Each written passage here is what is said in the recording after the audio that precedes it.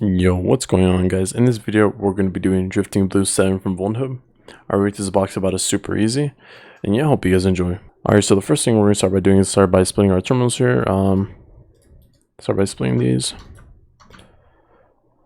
So I'm going to start a net discover minus r 10.0.0.1/24/i tier 0.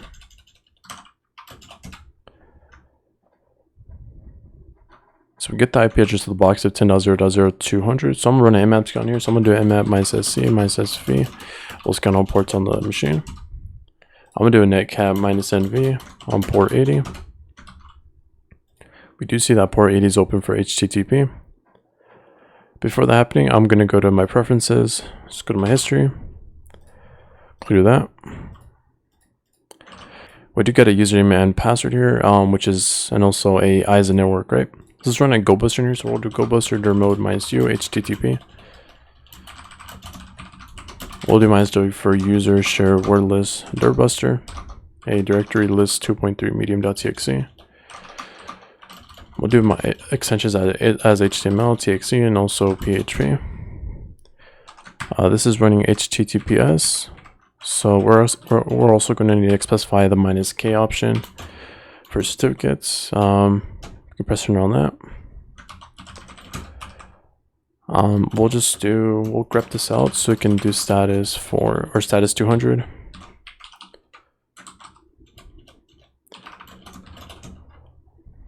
Look at this, we do get login.php, header.php, and also a logout.php.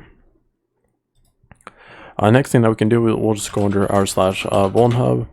We'll do mkdir as drift. We'll just call this drifting 7. We'll do remove for drifting 7.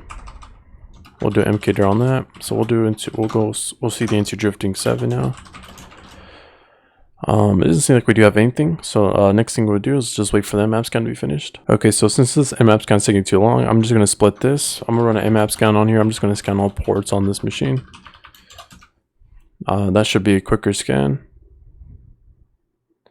Here we do get port 22 for OpenSSH. We do have port 66 for SQLNet, port 80, 443 HTTPS. Let's try to visit our port 66.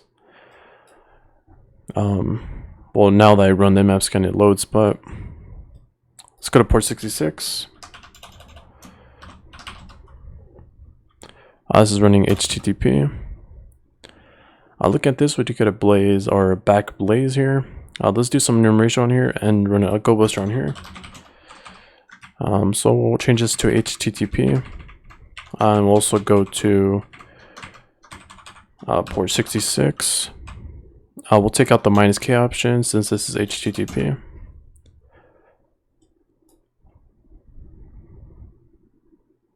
Here we do get a flag.txt. Look at this, it does show congratulations, and we do have a flag 1 out of 1, right? Okay, so after a while we do get a /eon. Let's try to visit that. We do get a file here, so let's I'm actually going to copy the link. We'll just wget this on our machine. We'll cat eon. We do get this base 64, I believe. So since this is not just a small string or the characters, right? We'll just do the code base 64. 64. We'll go to this one. We can just decode this. We'll copy this. Let's try to. We'll vi into data.txt. We'll copy that into there. Right click this. We'll do xxd into data.txt, right? Looking at this, it does seem like this is a we can turn this into a file and also a .zip, right? Looking at this, we also have creds.txt. Running this, or I can just do strings, right? We can run strings on here on data.txt. It does seem like there's a file embedded in this, right? And which is called creds.txt. So next thing we're going to do base 64 to file. So it seems like this could be a file. So let's copy the base 64. turn this into a file. It does seem like we do get an application.zip. So I'm just gonna open with, can we copy a link location? I know it doesn't seem like you can. So I'm just gonna copy, we'll just save this actually. We'll save this. We'll copy from our /root.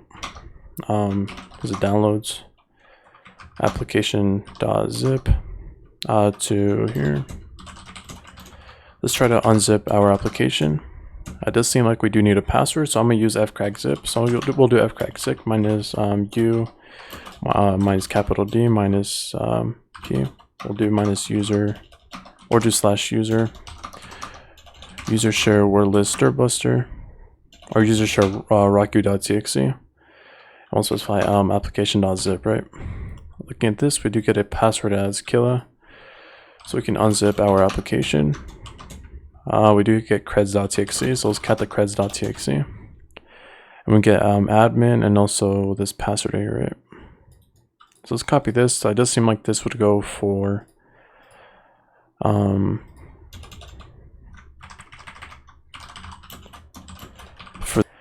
we can do admin, and we can copy this. It does seem like we do get this, right? So next thing I would do, when I did this box, all I did was exploit, or go on exploit DB and search up the name of eyes of network. We'll do exploit DB for eyes of network. Honestly, I just took a guess that this is running eyes of network 5.3. It was remote code execution, and we did have the password and also the user, so I'm guessing that we can get some remote code execution, right? So let's copy this. We'll wget this file into our machine. We'll vi into 4.8. Yeah, we do have the exploit on here.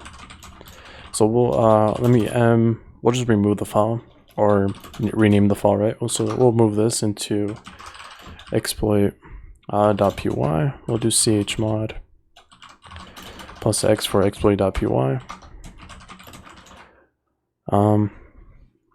So we'll do I think this is running Python 3, which it is. We'll do -h for help. Okay, here, so we can specify the IP address, so HTTP 10.0.0.200. We can also do -IP for our IP address 10.0.0.69. We can also do minus port for, we'll do 4444. We'll do -user for the user, which is admin, and we can do password for the password, right? We did have the password, so let's cat our /VulnHub. We'll do drifting7. Okay, and then we can cat our creds.txt.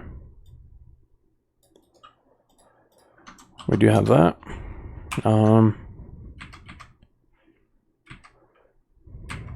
Minus password, -user.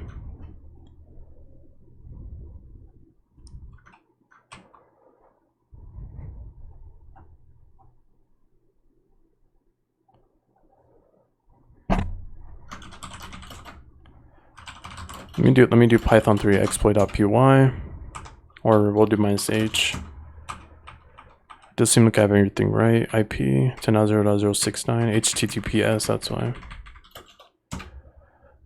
Doing this, we can do ID. Now we are root, and we can cat our flag.txt. Let's try to export our term equals xterm. So now you can clear the terminal, and there is our flag.txt. If you did want to get a connection back on your machine, you can start a listener and also enable a backpipe on here, so you can use netcat without the E. And then from there, get a connection on your machine, right? Or without the connection closing, right? Well, guys, that was pretty much in the video. And yeah, don't forget to like and subscribe, and I'll catch you guys in the next one. Peace.